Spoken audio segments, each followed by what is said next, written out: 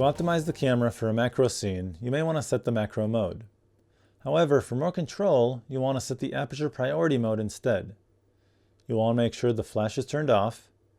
You may need to set the ISO, and as always, the white balance. Let's get started by setting the macro mode. Turn the mode dial to the flower icon right here. What this mode does is optimize the camera for pictures of subjects close up. However, this mode will not allow you to focus any closer than any other mode.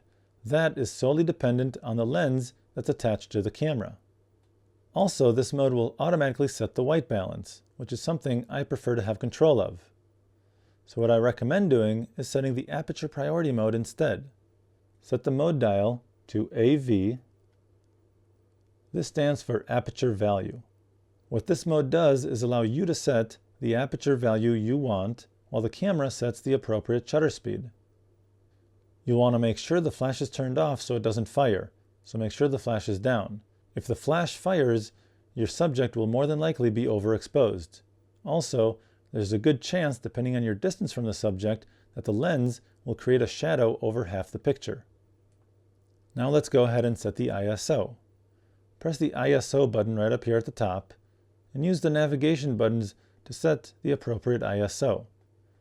Depending on the amount of available light, you may want to increase or decrease the ISO. If you're not sure, go ahead and set this to auto. Then press set to escape. Now let's go ahead and set the appropriate white balance. To do this, press the up navigation button or the WB button right here. This will show you all the different white balance options, and you can set this appropriately by using the navigation buttons or the main dial at the top of the camera.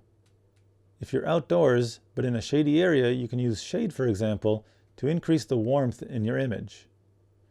Set this appropriately. I'll set mine to daylight for this demo, and then press set to escape.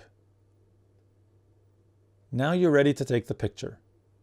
Get up close to your subject and place the focusing point over the subject. Then go ahead and press the shutter button halfway. If your camera can't lock focus, it may mean that you're too close to the subject and your lens is not able to focus on something so close. So back up a little bit and then press the shutter button again halfway. Once you hear the camera double beep, you know the camera locked focus.